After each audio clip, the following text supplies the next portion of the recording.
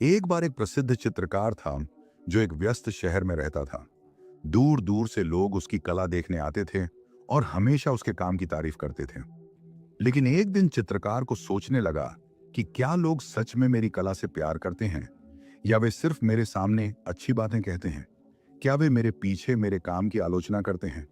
इस अनिश्चितता में चित्रकार ने फैसला किया कि वह सच्चाई जानेगा। अगली सुबह वह अपनी एक बेहतरीन पेंटिंग को एक व्यस्त सड़क के कोने पर रखाया। उसके बगल में एक नोट लिखा था, अगर इस पेंटिंग में कोई गलती नजर आए तो उस पर निशान लगाएं। जब वह शाम को वापस आया तो वह हैरान और दुखी हो गया। पेंटिंग निशानों से भरी हुई थी। ऐसा लग रहा था कि हर किसी को उसमें कोई ना कोई कमी नजर आई थी। चित्रकार इतना निराश हुआ कि वह पेंटिंग को घर ले आया और हार मानकर चुपचाप बैठ गया। इस अनुभव ने उसे गहराई से चोट पहुंचाई और उसने पेंटिंग करने का मन ही छोड़ दिया। वह लोगों से मिलना भी बंद कर दिया और खुद को दुनिया से अलग कर लिया। एक दिन अपनी उदासी में घूमते हुए चित्रकार की मुलाकात एक बुद्धिमान साधु से हुई। साधु ने महसूस किया कि चित्रकार कुछ परेशान है और पूछा, क्या समस्या है।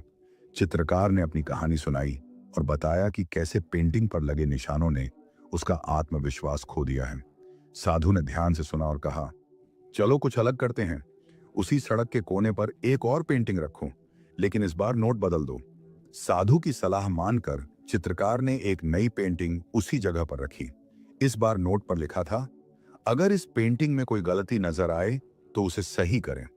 शाम को चित्रकार और साधु वापस गए तो देखा कि पेंटिंग बिल्कुल वैसी ही थी। किसी ने उसमें एक भी सुधार नहीं किया था। चित्रकार हैरान होकर साधु से पूछा, ऐसा क्यों हुआ। किसी ने गलतियां क्यों नहीं सुधारी। साधु मुस्कुराए और बोले, लोगों के लिए गलतियां निकालना आसान है, लेकिन उन्हें सही करना बहुत कम लोग जानते हैं। ज्यादातर लोग आलोचना करने में तेज होते हैं, लेकिन जो वे कहते हैं उसे सुधारने की क्षमता बहुत कम लोगों में होती है।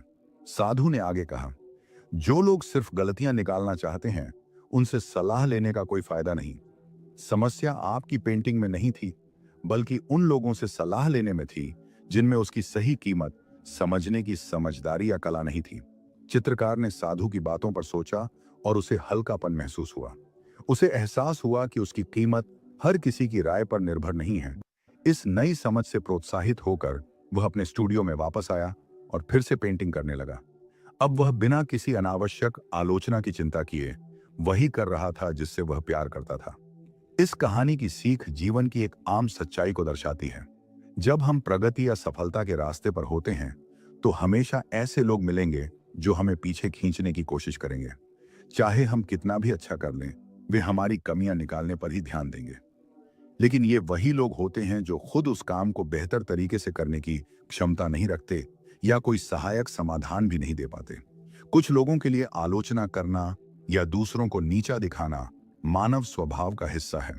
यह अक्सर ईर्ष्या, असुरक्षा या सिर्फ इसलिए होता है क्योंकि गलतियां निकालना समर्थन देने से ज्यादा आसान होता है। अगर हम इन नकारात्मक आवाजों को सुनने लगें तो यह हमें पीछे खींच सकता है और हमारे लक्ष्यों को प्राप्त करने से रोक सकता है। यहाँ सीख साफ है, उन लोगों की राय को अपने रास्ते से न भटकने दें जो आपको सुधारने या मदद करने में सक्षम नहीं है। अनावश्यक आलोचना को पीछे छोड़ते हुए आगे बढ़ते रहें। अपने आसपास उन लोगों को रखें जो सच में आपकी प्रगति चाहते हैं। याद रखें कि सच्ची प्रगति अपने रास्ते पर ध्यान केंद्रित करने से आती है, न कि उन लोगों से प्रभावित होने से जो सिर्फ समस्याएं निकालते हैं।